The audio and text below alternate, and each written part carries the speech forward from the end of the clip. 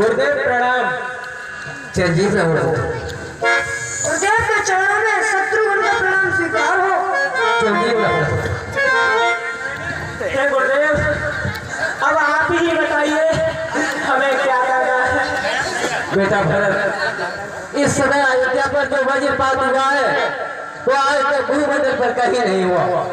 विपत्ति पर विपत्ति के पहाड़ टूटते ही आ रहे हैं और इनका कोई पता ही नहीं क्या होने वाला है। मुझे अपशकुन नजर आते हैं पुत्र। इस समय धैर्य ही हमारा काम साथ देगा।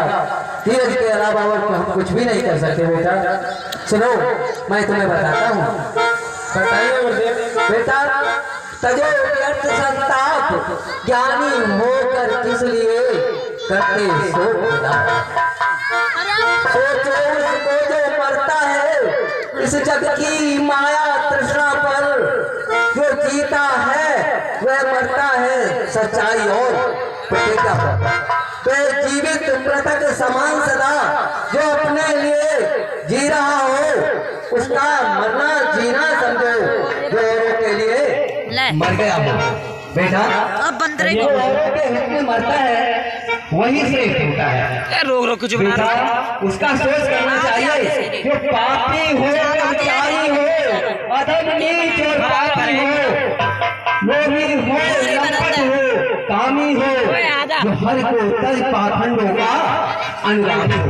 बेटा, हरि भगवान को छोड़कर जो पाखंड लोगों के पीछे चलता हो, जो व्यभिचार करता हो, पाप करता हो, ऐसे लोगों का सोच किया जाता है।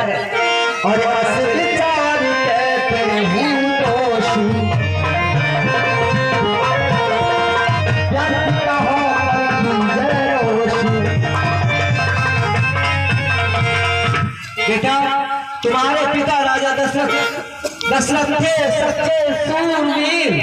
वे नहीं सोचने योग्य कभी, मरना जीना तो माया है, ये ज्ञान न तजने योग्य कभी। बेटा, ये ज्ञान कभी नहीं तजना चाहिए। मरना जीना, संसार में आवागमन, सृष्टि का परिवर्तन, ये चलता ही रहता है। इसलिए हे बेटा, समय के साथ साझा करकर तालमेल बनाकर जीवन जीना चाहिए। इस समय हमारा साहस के साथ जो समय है उसके अनुकूल काम करो बेटा। और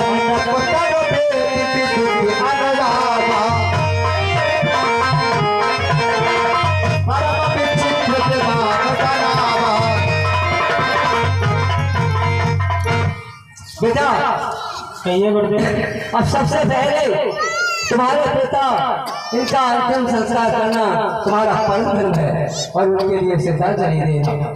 अति शीघ्र ही अति सुंदर विमान तैयार कराया जाए और राजा दशरथ जी के विमान को शरीर के तट पर ले जाकर उनका अंतिम दाह संस्कार किया जाए। जैसे क्या गुरुदेव।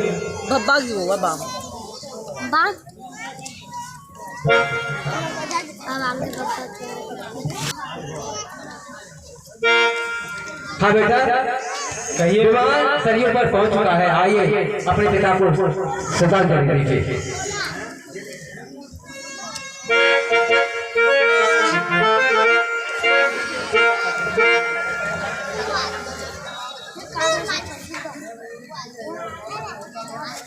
जल अर्पण कीजिए और श्रद्धांजलि अर्पित कीजिए।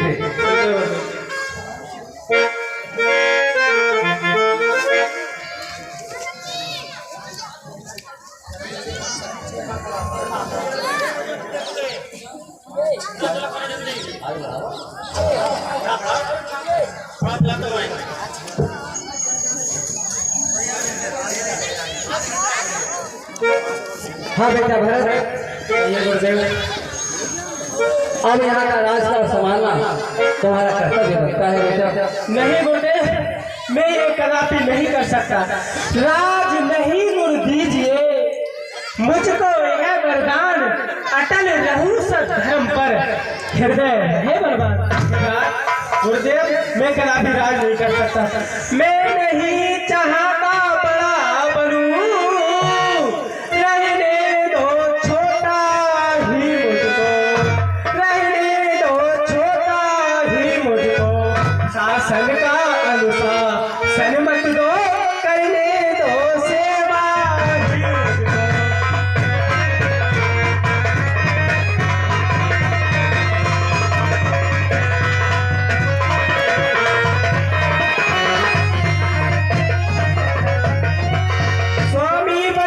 उसका अच्छा जो स्वामी पद के समुचित हो, जो स्वामी पद के समुचित हो, सेवक का स्वामी बनना तो अनुचित ही नहीं कलंक हो।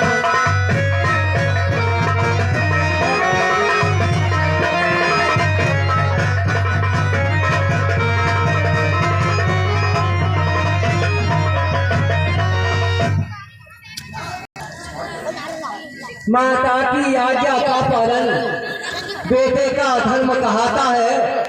यदि ये आज्ञा टाली जाती तो भी अधर्म हो जाता है। बेटा, तुम्हारी माता की आज्ञा है, यदि उस आज्ञा का पालन नहीं किया जाए तो अधर्म किया जाता है पुत्र। इसलिए आसपास देखना तुम्हारा कर्तव्य होता है। हे गुरुदेव, पर मैं माता की आज्ञा का उल्लंघन करता ही कब हूँ, उल्लंघन करता ही कब हूँ। उस मत में जिसमें पाप लगे अनुमोदन करता ही कब हूँ।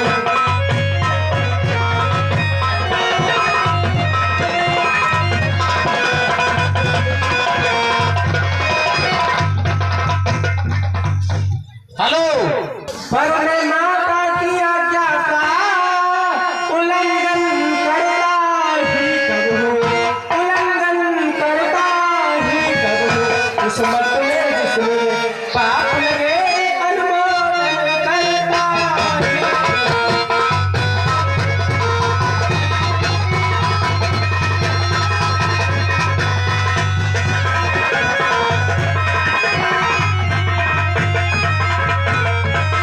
मैं तो कहता हूँ ये भगवान समझदार करता हूँ, समझदार करता हूँ मैं। माता से जो कुछ भूल हुई उसका सुधार करता हूँ।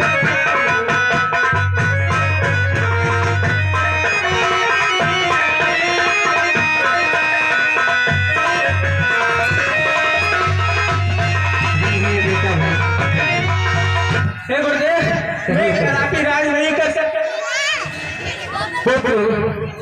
भरत, तुम कहता और दूसरा भाई संसार में नहीं हो सकता पुत्र।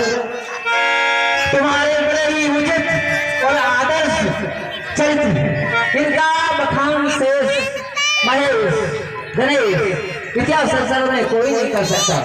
तुम उत्तम कुल के हो और अब तक के सबसे महान उत्तम संतान के रूप में तुमने जो संसार में नाम दिया है बेटा, वो सराहनीय है पुत्र। यदि ऐसा है तो कोई और भी विचार करते हैं। गुरुदेव, मैं ये चाहता हूँ कि हम दोनों भाई भैया राम को वापस लाकर अयोध्या का राज कराएं और हम दोनों भाई उनकी जगह बनों में राज करें। धन्य है बेटा भरत, धन्य है, धन्य है तुम्हारे लिए। तुमने उचित ही विचार हमें बताया है, जो आदर्श प्रस्तुत किया है वो बहुत ही श्रेष्ठ है बेटा। अभी ही इसका इंतजाम किया जाए और अयोध्या से हम पुनः वन के लिए गमन करते हैं बेटा। तैयारियां करवाई जाए। चलिए गुरुदेव जी।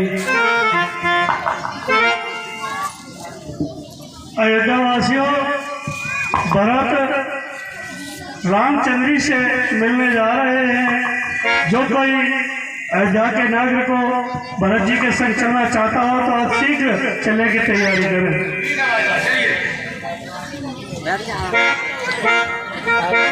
हेलो, अरे भरत चले